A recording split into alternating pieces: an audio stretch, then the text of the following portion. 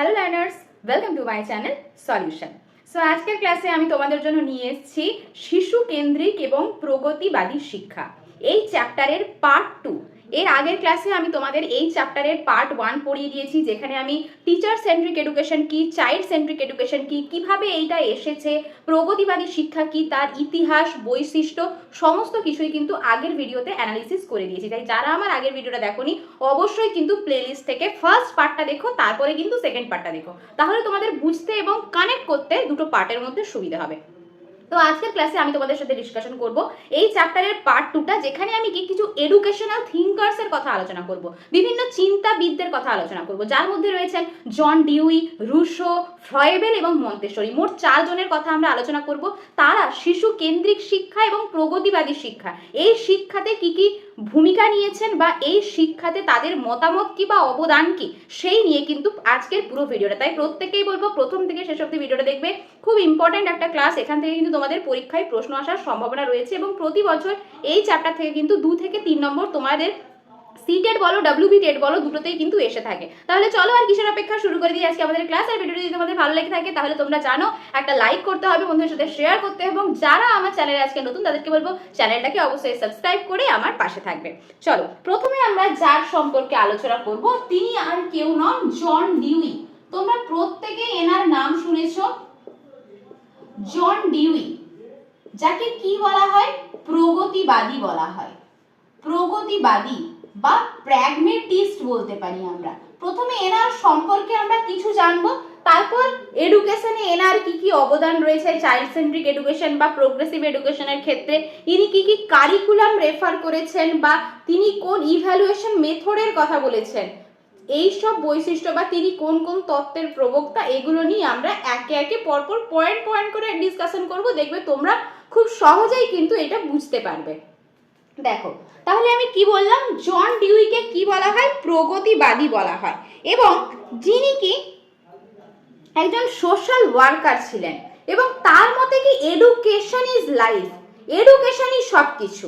এবং তিনি, আগের দিন আমি তোমাদের বলেছিলাম ট্রাইপোলার প্রসেস, তো তোমরা এই টার্মটা হয়তো সবাই শুনেছো, ট্রাইপোলার প্রসেস। ট্রাইপোলার প্রসেস মানে কি? ত্রিমুখী প্রক্রিয়া। যেখানে তিনি কি বলেছিলেন একটু ছোট্ট করে তোমাদের বলে দিই, আগের দিন যদিও আমি ডিসকাশন করেছি। তো তিনি কি বলেছিলেন, যেখানে একটা মেরুতে থাকবে টিচার, একটা মেরুতে থাকবে স্টুডেন্ট, এবং আরেকটা মেরুতে কি থাকবে? কারিকুলাম থাকবে। ওকে, কারিকুলাম দেখো আমি ছোট্ট ছোট্ট শর্ট ফর্মে লিখেছি। টি ফর হলো টিচার, এস ফর হলো স্টুডেন্ট, এবং সি ফর হলো কারিকুলাম। তো এভাবেই কি চলবে? টিচিং যে প্রসেস, টিচিং প্রসেসটা কিন্তু এভাবেই চলবে। এটাকেই আমরা কি বলতে পারি? ট্রাইপোলার প্রসেস বা কি ত্রিমুখী প্রক্রিয়া, শিক্ষার ত্রিমুখী প্রক্রিয়া। তো এই গেল তার একটা ক্যারেক্টারিস্টিক। এছাড়া আমরা বলতে পারি তিনি আরো কি বলেছিলেন, এই যে তোমাদের বললাম এডুকেশন ইজ লাইফ, তিনি আরো বলেছেন যে একটা শিক্ষা ব্যবস্থা, এই শিক্ষা কিন্তু সমগ্র সমাজকে পরিবর্তন করে। এডুকেশন পুরো যে আমাদের সমাজের সিস্টেমটা রয়েছে, বাঁধা ধরা যে সিস্টেম, সেই সিস্টেমে যদি কেউ পরিবর্তন আনতে পারে সেটা কিন্তু করতে পারে একমাত্র এডুকেশন। এছাড়াও তিনি কিছু তত্ত্বের কথা বলেন, সেই তত্ত্বগুলো একে একে আমি আলোচনা করব। ট্রাইপোলার প্রসেসটা তোমাদেরকে বললাম। নেক্সট যেটা নিয়ে আমি বলবো সেটা হচ্ছে তিনি বলেছিলেন education is the miniature of society. তার মানে কি?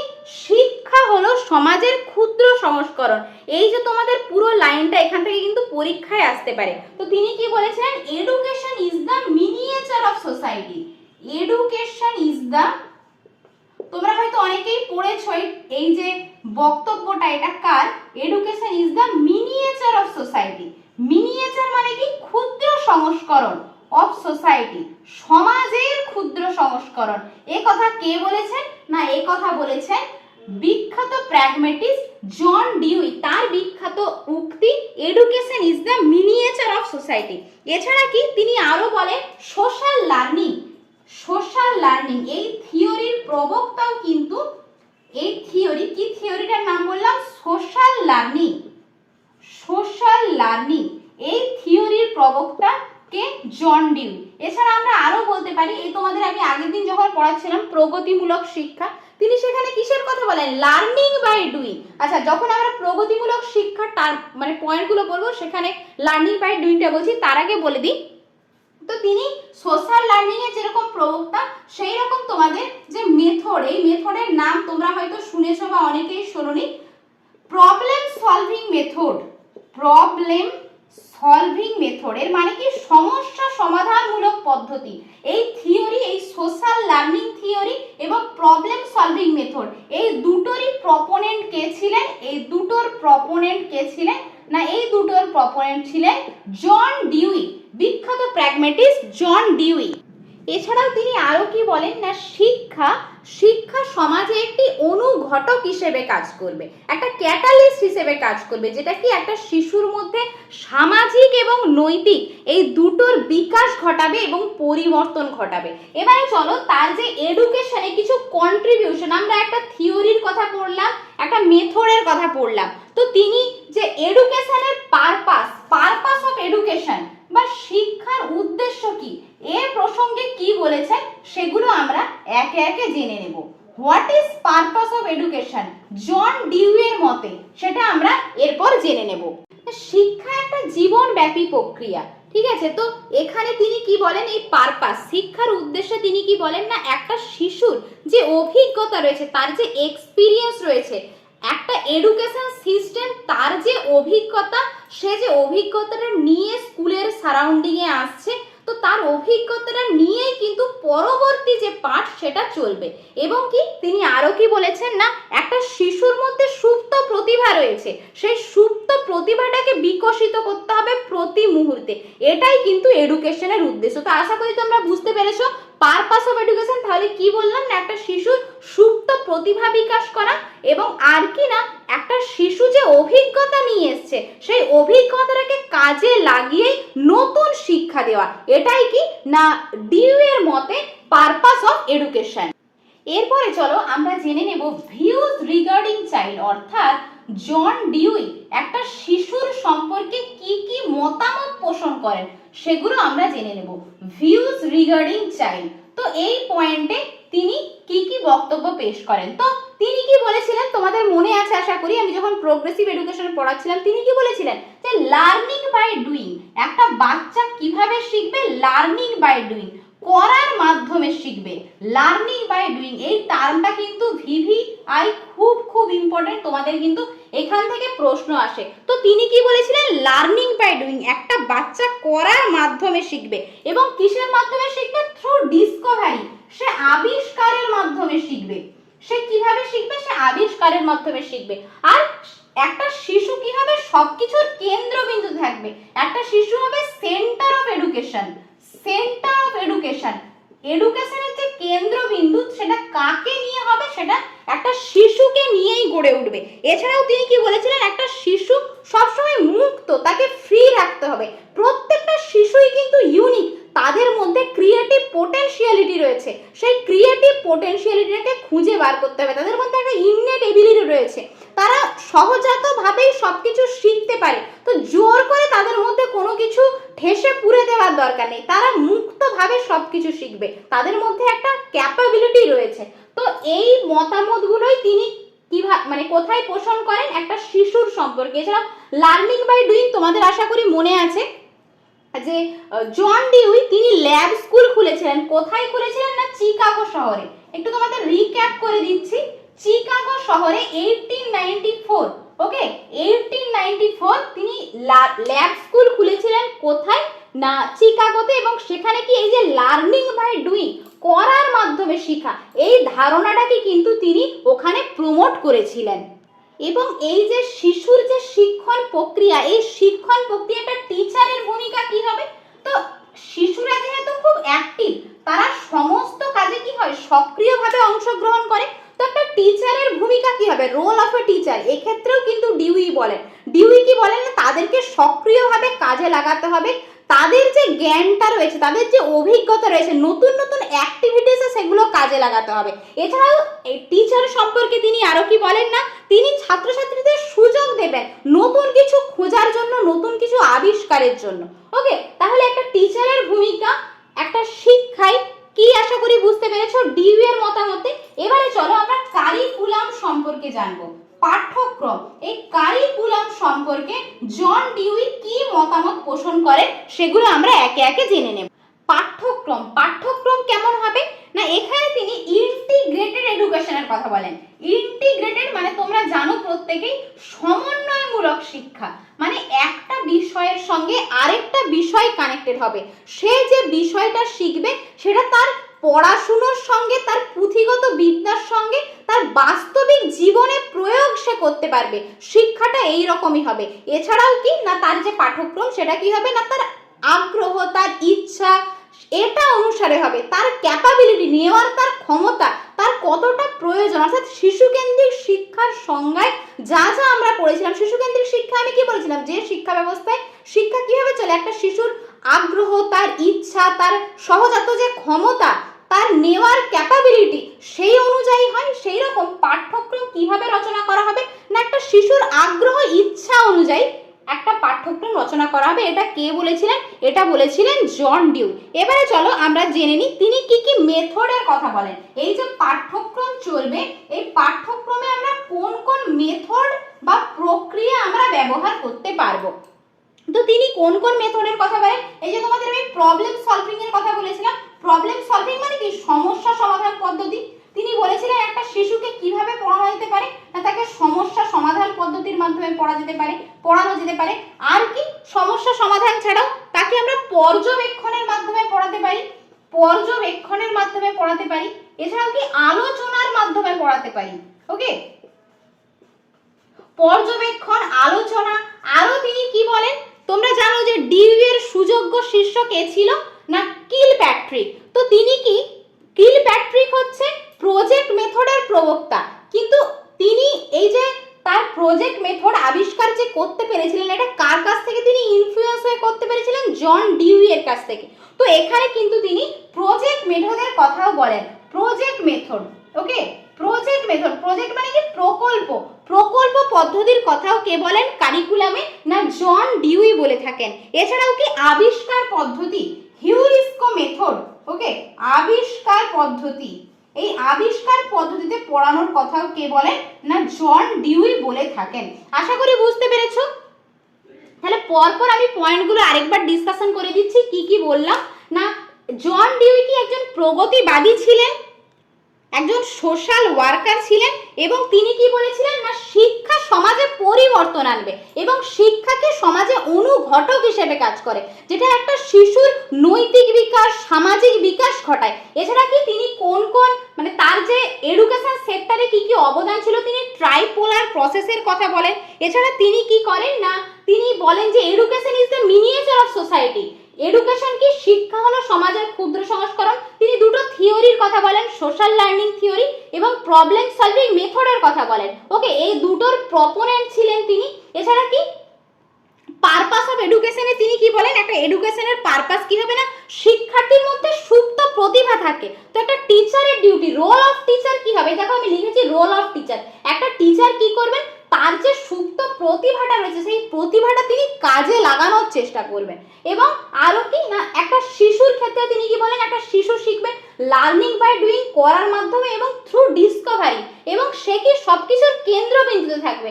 ওকে, তো আর কি কি না, কারিকুলামে তিনি ইন্টিগ্রেটেড এডুকেশনের কথা বলেন এবং মেথড, এই মেথডগুলোর সাহায্যে তিনি শিক্ষাদানের কথা বলে থাকেন। তাহলে এই হয়ে গেল তোমাদের মোটামুটি জন ডিউই।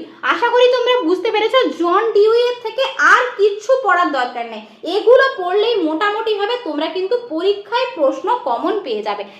তো এরপর আমরা যাকে নিয়ে আলোচনা করব, তোমরা প্রত্যেকেই তার নাম জানো, জ্যাক রুসো। খুবই গুরুত্বপূর্ণ একজন মনোবিদ, প্রকৃতিবাদী ছিলেন একজন। তো চলো এবারে আমরা তাকে নিয়ে ডিসকাশন করব। তোমাদের আগের দিন আমি একটা প্রশ্ন দিয়েছিলাম হোমওয়ার্কে, রুসোর যে বিখ্যাত বই, সেই বইটার নাম কি। তো তোমরা অনেকেই আমাকে আনসার দিয়েছো, তার বিখ্যাত বইয়ের নাম কি, এমিল, EIEMILE। তো এমিলি বলতে পারো, এমিল বলতে পারো, বিভিন্ন বইয়ে বিভিন্ন রকম লেখা থাকে। 1762, ওকে, সালটা হলো 1762। এই প্রশ্নটা তোমাদের 2015 সালের কিন্তু টেটে এসেছিল। শিশু কেন্দ্রিক শিক্ষা বারবার বলছি, চ্যাপ্টারটা কিন্তু খুব মনোযোগ সহকারে পড়তে হবে। চলো এবারে রুশোর কিছু বৈশিষ্ট্য আমরা দেখে নিই। তো রুশো কি ছিলেন? তিনি একজন ন্যাচারালিস্ট ছিলেন। ন্যাচারালিস্ট মানে তোমরা জানো নিশ্চয়ই প্রত্যেকে, তিনি একজন কি ছিলেন? প্রকৃতিবাদী ছিলেন, যিনি কি বলেছিলেন না একটা নেচার সোসাইটি, তিনি সোসাইটির কথা বলেন। সোসাইটি কি না কারাপ্টেড, তিনি সোসাইটিকে কারাপশনে ভর্তি, এই কথা তিনি কিন্তু বলেছিলেন। আর কি বলেছিলেন? Nature is the best school, নেচারকে তিনি কি বলেছিলেন? সোসাইটিকে কি বলেছিলেন? তিনি কারাপ্টেড।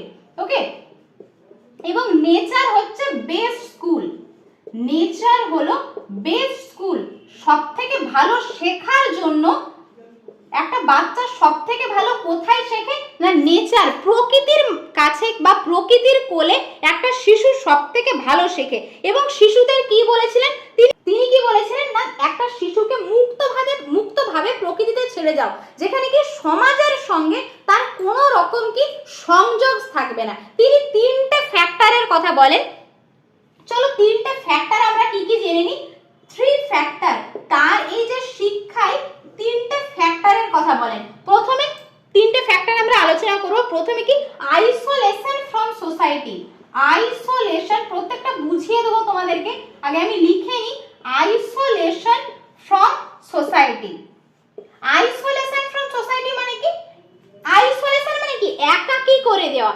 ফ্রম সোসাইটি, সমাজ থেকে, একটা বাচ্চাকে সমাজ থেকে বিচ্যুত করে দিতে বলছে। ওকে, কেননা এই যে তোমাদের বললাম, তিনি কি বলেছিলেন? সোসাইটি কি কারাপশনে ভর্তি। তিনি সব সময় চান একটা বাচ্চাকে বেস্ট স্কুল তার কোথায় না নেচার, নেচারের কাছেই একটা বাচ্চা সবথেকে ভালো শিখবে। কেননা সমাজ নোংরাতে ভর্তি, তিনি সমাজের ওপর বিশ্বাস রাখতে পারেননি, তাই তিনি বলেছিলেন সমাজ থেকে একটা শিশুকে বিচ্যুত করে দিলে সে সবথেকে ভালো শিখবে। এছাড়া কি তিনি বলেছিলেন? ইননেট এবিলিটির কথা বলেছিলেন। Innate ability, innate ability of child.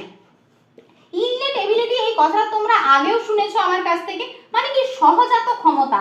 প্রত্যেকটা শিশুর মধ্যে কিন্তু সহজাত ক্ষমতা রয়েছে, যার দ্বারা ঠিকই শিখতে পারে। একটা শিক্ষকের দায়িত্ব কি হবে? এই সহজাত যে দক্ষতা, সহজাত যে প্রতিভা রয়েছে, এই সহজাত প্রতিভার বিকাশ করা। চলো আশা করি 2 নম্বর যে তোমাদের ফ্যাক্টর সেটা তোমাদের ক্লিয়ার হয়ে গেছে। এবারে চলো 3 নম্বর ফ্যাক্টরে আমরা যাচ্ছি। তো 3 নম্বর ফ্যাক্টরে তিনি কি বলেন? কানেকশন। কার সঙ্গে connection? Connection with the natural environment. Connection with the natural environment. Natural environment পুরোটা আমি লিখবে না, ইএনভি মানে এনভায়রনমেন্ট। ওকে, তো কার সঙ্গে যোগাযোগ গড়ে তুলতে বলেছে না নেচারের সঙ্গে, প্রকৃতির সঙ্গে একটা শিশুর যোগাযোগ।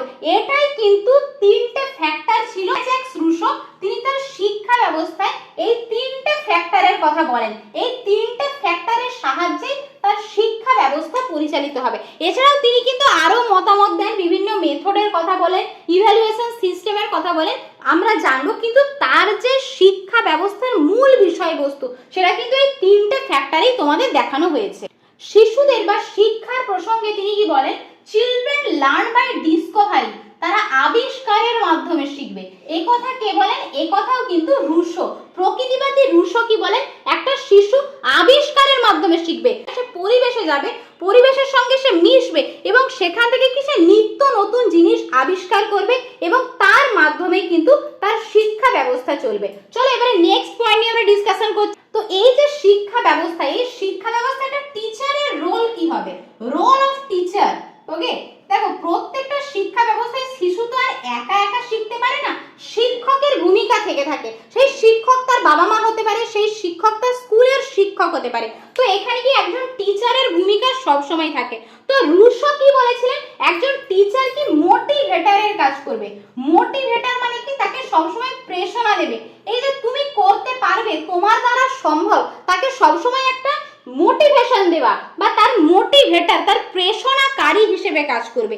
এছাড়া কি না তিনি তাদেরকে গাইড করবেন, তিনি তাদেরকে গাইড করবেন। তিনি উত্তরটা বলে দেবেন না, যে কোনো একটা সমস্যা হয়তো তারা পড়েছে তাদেরকে উত্তরটা বলে দেবেন, এরকমটা কিন্তু নয়। তাদেরকে সেই যে সমস্যার সমাধানে পৌঁছানোর জন্য তাদেরকে গাইড করবেন। একাই সমস্যা সমাধান করতে পারবে, কিন্তু তিনি কি করবেন, তিনি পথ প্রদর্শকের কাজ করবেন। আশা করি 2 নম্বর পয়েন্টটা তোমাদের ক্লিয়ার হয়েছে। এবারে 3 নম্বর পয়েন্টটা কি না, no interferes in activity, no interfere in activity. একটা শিশু যে অ্যাক্টিভিটিগুলো কাজ করবে, হয়তো তারা কোনো ভুল করছে, হয়তো কোনো একটা অ্যাক্টিভিটি করতে করতে কোনো একটা পাজল সলভ করছে, হয়তো শিশুরা ভুল করে ফেলছে, তো টিচার কি সেখানে কোনো রকম কোনো ইন্টারফেয়ার করবেন না।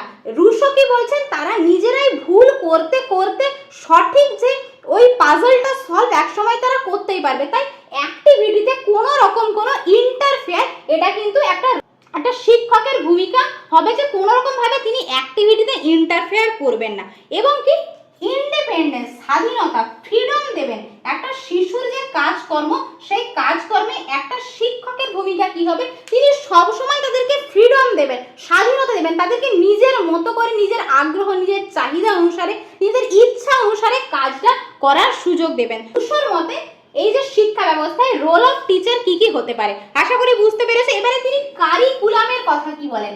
কারিকুলাম, চলো পাঠ্যক্রম কি কি হবে এগুলো আমরা জেনে নেব। প্রত্যেকটাই জানা খুব দরকার, কেননা এখান থেকে তোমাদের কিন্তু প্রশ্ন 1-2 নম্বরে চলে আসতেই পারে। প্রশ্ন এভাবে দিতে পারে যে এর মধ্যে কোনটা রুশোর মতে শিক্ষা ব্যবস্থার বৈশিষ্ট্য নয় বা বৈশিষ্ট্য হতে পারে না। ওকে, তো কারিকুলাম বা পাঠ্যক্রম সম্পর্কে কি বলেন রুশো, না তিনি কি বলেন, কারিকুলামটা ফ্লেক্সিবল হবে, খুব নমনীয় হবে। ওকে, ফ্লেক্সিবল হবে, নমনীয় হবে, এবং কি কোনো টেক্সট বুকের ইনফ্লুয়েন্স থাকবে না, কোনো টেক্সট বুক থাকবে না। আরে কি বললাম, কারিকুলাম কি হবে, ফ্লেক্সিবল হবে, নমনীয় হবে, শিশুদের শেখার উপযোগী হবে, এবং কি নো টেক্সট বুক, কোনো রকম কোনো টেক্সট বুকের কিন্তু ইনফ্লুয়েন্স এখানে থাকবে না, এবং কি তাদেরকে সক্রিয় কাজ করানো হবে, সক্রিয় কাজকর্ম তারা করবে। অ্যাক্টিভ এমনটা নয় যে তারা বসে বসে কোনো কাজ করছে, যেই কাজটাই তারা করবে সেই কাজটাই তারা খুব অ্যাক্টিভলি পার্টিসিপেট করবে। প্রত্যেকটা শিশু, এমনটা নয় যে কয়েকটা শিশুই ক্লাসে পার্টিসিপেট করবে, এরকমটা নয়, ক্লাসের প্রত্যেকটা বাচ্চা পার্টিসিপেট করবে, এবং যে অ্যাক্টিভিটিটাই টিচার করাবেন সেটা কি স্টুডেন্টরা অ্যাক্টিভলি পার্টিসিপেট করবে। আশা করি তোমাদের ক্লিয়ার হয়ে গেছে কারিকুলাম। এরপরে চলো কি কি মেথড তিনি বলেন, কোন কোন মেথডের সাহায্যে একটা বাচ্চা শিখতে পারে, সেই মেথডগুলো একে একে আমরা জেনে নেব। প্রথমে প্রজেক্ট মেথডের কথা তিনি বলেন। প্রজেক্ট মেথড মানে কি, প্রকল্প পদ্ধতি, তোমরা প্রত্যেকেই জানো। এছাড়া কি খেলার মাধ্যমে শিক্ষা, play way method, play way method. এবং তোমাদের আমি বলেছিলাম এই যে ডিসকভারি, ডিসকভারি মেথডের একটা ভালো নাম আছে হিউরিস্কো, হিউরিস্কো, এটা একটা মেথডের আবিষ্কার পদ্ধতি, এটাও কিন্তু এই মেথডের তালিকায় আসবে। তাহলে কোন কোন মেথডের কথা তিনি বলেন, প্রজেক্ট মেথড, প্লেওয়ে মেথড, হিউরিস্কো মেথড। হিউরিস্কো মানে কি বললাম, আবিষ্কার পদ্ধতি। নেক্সট মেথড হচ্ছে অবজারভেশন, অবজারভেশন, অবজারভেশন মানে হচ্ছে পর্যবেক্ষণ। একটা শিশু কি এই যে পরিবেশে যাচ্ছে, পরিবেশে গিয়ে সে পর্যবেক্ষণ করছে, এবং এই পর্যবেক্ষণের মাধ্যমে সে শিখছে। তোমরা বুঝতে পেরেছো রুশোর শিক্ষা ব্যবস্থায় কি কি অবদান রয়েছে, কোন কোন ফ্যাক্টরের কথা তিনি বলেন, একজন টিচারের ভূমিকা কি হবে, বা তিনি কোন কোন মেথডের কথা বলেন, কারিকুলাম কি রকম হবে। এই প্রত্যেকটা পয়েন্ট তোমাদের সাথে আমি ডিসকাশন করলাম। তোমাদের এইখান থেকে যদি প্রশ্ন আসে তোমরা পেয়ে যাবে, আলাদা করে তোমাদের কিন্তু আর কোনো কিছু পড়ার দরকার নেই। এবারে চলো নেক্সট যে মনোবিদ্যুৎ সম্পর্কে আমরা আলোচনা করব, তিনি হলেন Froebel, Friedrich Froebel. Friedrich Froebel যিনি কি কিন্ডারগার্টেনের প্রতিষ্ঠাতা, founder of kindergarten, founder of kindergarten.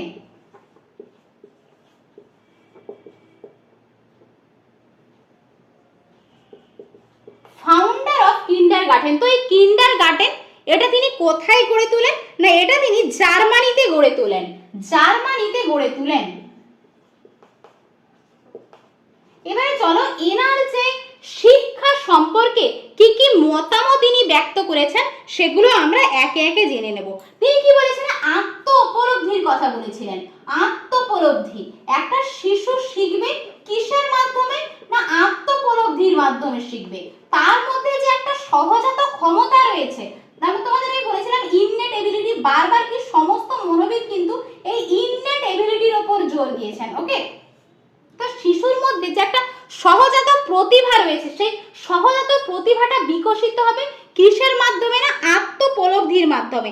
একটা শিশুর আত্মোপলব্ধির মাধ্যমে তার যে অন্তর্নিহিত যে সম্ভাবনাটা রয়েছে, তার যে ইননেট এবিলিটি রয়েছে, সেই ইননেট এবিলিটির বিকাশ পাবে। এটা কে বলেছিলেন? না এটা বলেছিলেন ফ্রেডরিক ফ্রয়েবেল। ওকে, তো চলো এবারে তার শিক্ষা ব্যবস্থায় তার যে পাঠ্যক্রম, কারিকুলাম, এই কারিকুলামটা কিন্তু খুব ইম্পর্টেন্ট ফ্রেডরিক ফ্রয়েবেলের ক্ষেত্রে। তিনি এই যে কিন্ডারগার্টেনে তিনি কি কি কারিকুলামের কথা বলেন সেগুলো আমরা একে একে বিস্তারিত আলোচনা করব। প্রথমে কি মাদার টাং, মাতৃভাষার ব্যবহার। তো এই প্রসঙ্গে ফ্রয়েবেল কি বলেন? মাতৃভাষার ব্যবহার। মাতৃভাষার ব্যবহার মানে কি? এখানে ফ্রয়েবেল বলেন যে প্রাক প্রাথমিক শিক্ষা স্তরে মাতৃভাষার মাধ্যমে শিক্ষা অর্জন করলে একটা শিশুর কি হবে? তার যে নিজস্ব যে ভাব, সেই ভাবটা সে প্রকাশ করতে পারবে।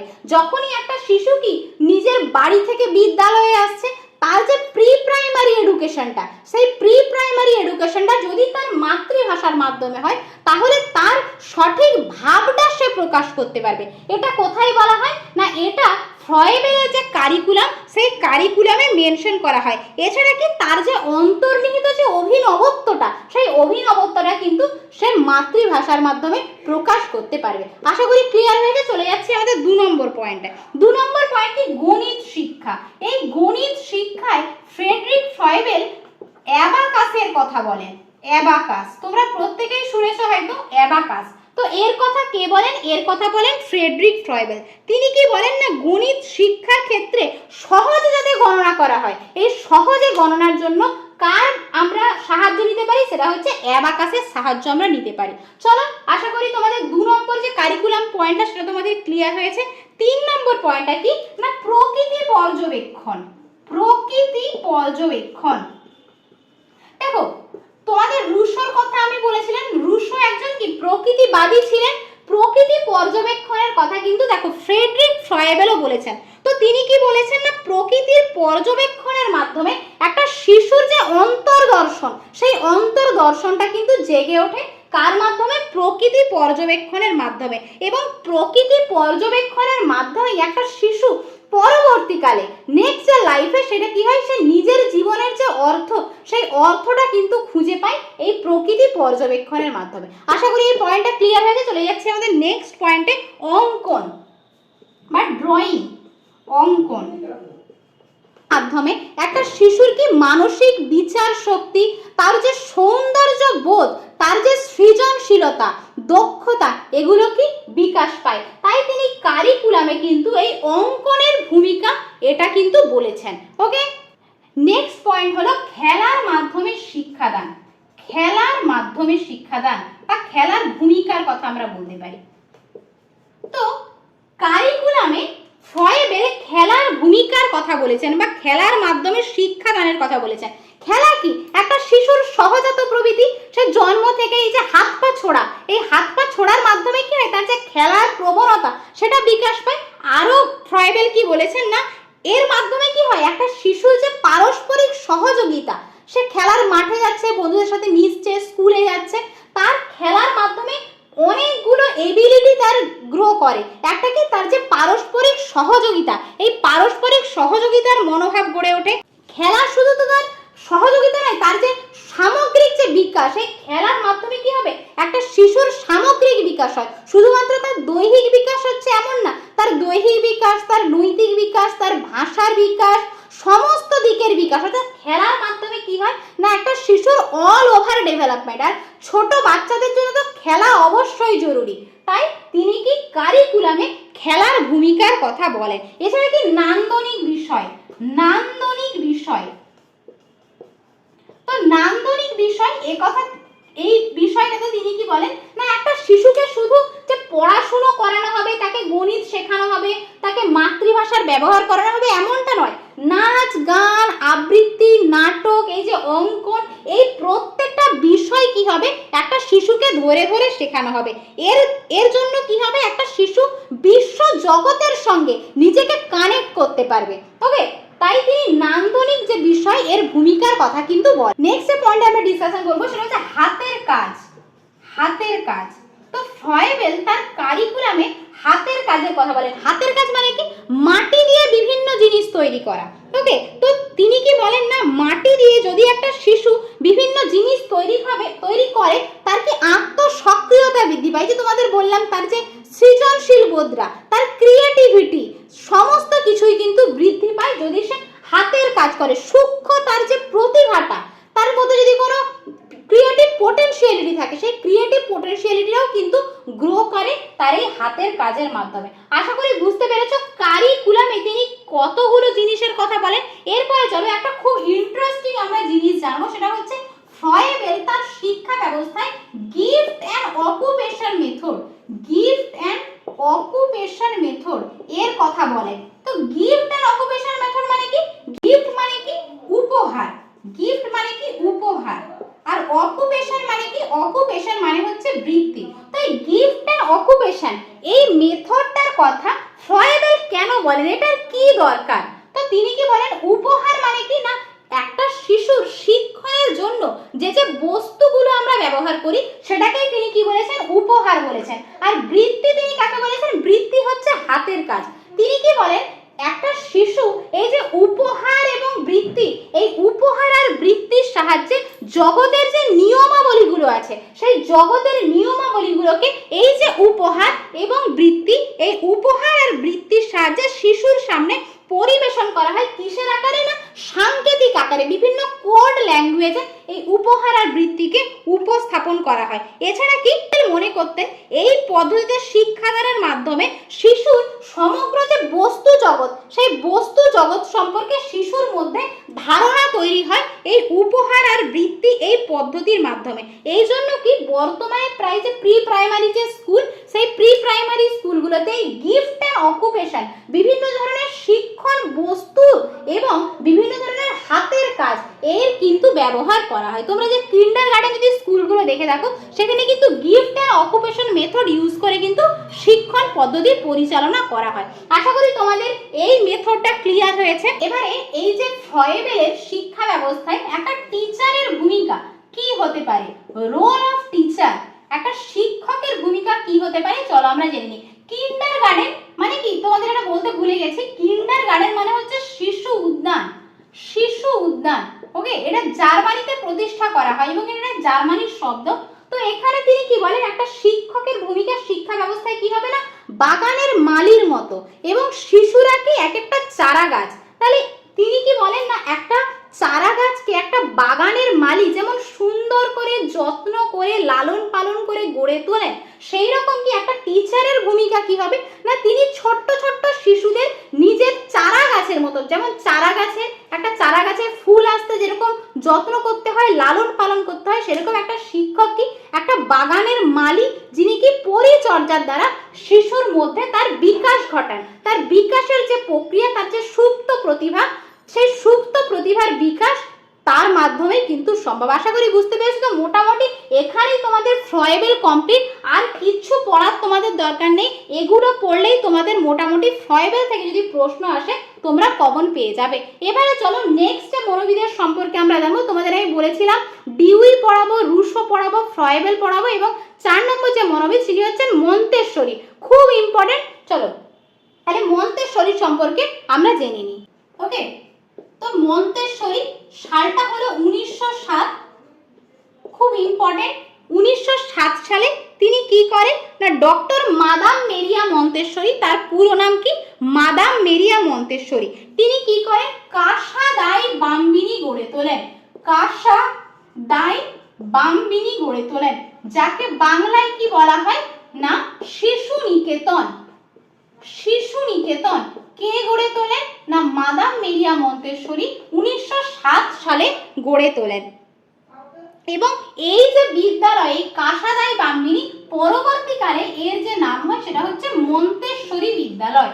পরবর্তীকালে এই বিদ্যালয়ের নাম হয় মন্তেশ্বরী বিদ্যালয়। ওকে, তো তিনি তার যে মেথড, এই মেথডে তার যে গুরুত্বপূর্ণ অবদান বলতে পারি, সেই অবদানে একটা ছিল, সেটা হচ্ছে ডাইড্যাকটিক অ্যাপারেটাস। খুব ইম্পর্টেন্ট, তার শিক্ষা ব্যবস্থায় এই ডাইড্যাকটিক অ্যাপারেটাস এর ভূমিকার কথা তিনি বলেন। মন্তেশ্বরী তার শিক্ষা ব্যবস্থায় ইন্দ্রিয় পরিমার্জন, এই যে ডাইডাক্টিক অ্যাপারেটাসের তোমাদের কথা বলছি আমি, ডাইডাক্টিক অ্যাপারেটাস এটা এক একটা যন্ত্র, ডাইডাক্টিক অ্যাপারেটাস যন্ত্র। তো এই যন্ত্রের দ্বারা কি হয়, শিশুদের যে ইন্দ্রিয় পরিমার্জন বা sense training, Montessori madam Maria Montessori শিশুদের সেন্স ট্রেনিং এর কথা বলেন। সেন্স ট্রেনিং মানে কি, ইন্দ্রিয়ের যে পরিমার্জন, সেই ইন্দ্রিয়ের পরিমার্জনের কথা বলেন।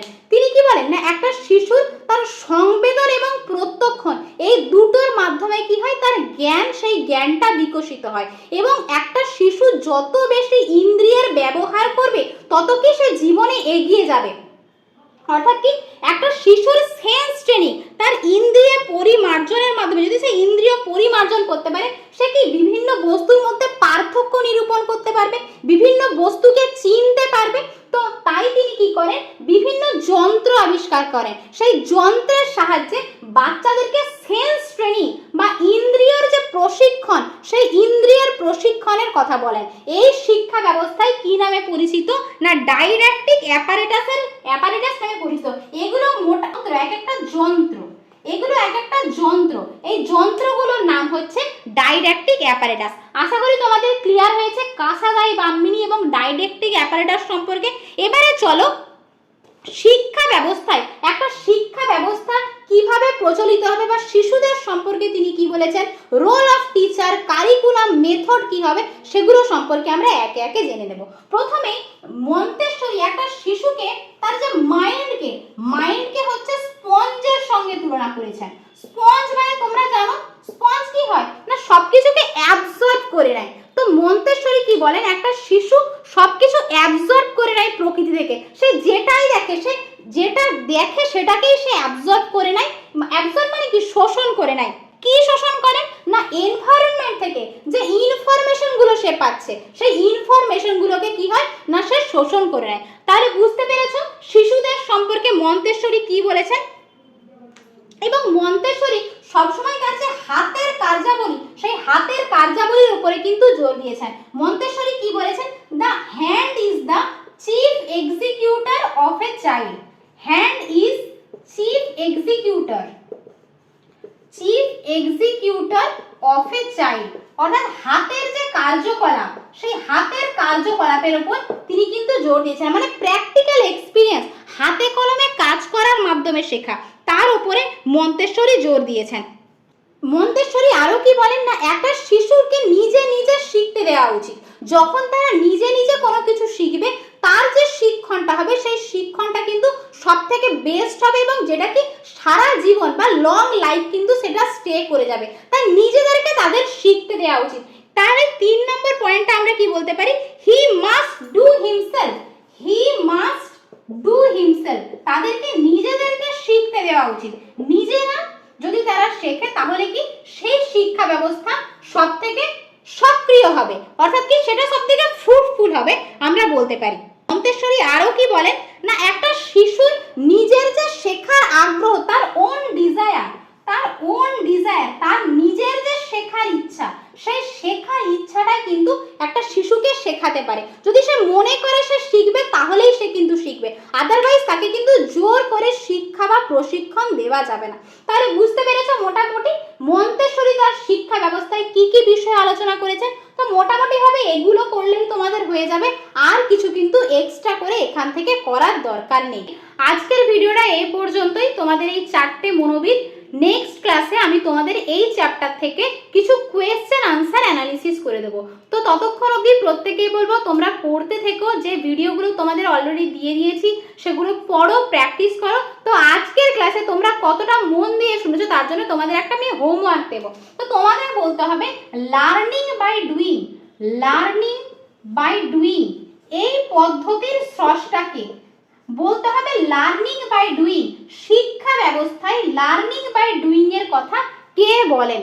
তো এই প্রশ্নটা আমি তোমাদের জন্য হোমওয়ার্ক দিচ্ছি, তোমরা আমাকে কমেন্ট বক্সে কমেন্ট করবে এই প্রশ্নের সঠিক উত্তর কি হবে। আজকের ভিডিওটা এই পর্যন্তই। নেক্সট ক্লাসে আমি তোমাদের জন্য নতুন একটা ভিডিও নিয়ে আসবো, আর এই চ্যাপ্টারের যে চ্যাপ্টার এক্সারসাইজ সেটা কিন্তু তোমাদের আমি পরবর্তী দিনে করিয়ে দেবো। প্রত্যেককেই বলবো ভিডিওটা যদি ভালো লেগে থাকে তাহলে অবশ্যই একটা লাইক করো, বন্ধুদের সাথে শেয়ার করো, এবং যারা আমার চ্যানেলে আজকে নতুন তাদেরকে বলবো চ্যানেলটাকে অবশ্যই সাবস্ক্রাইব করবে। Thanks for watching.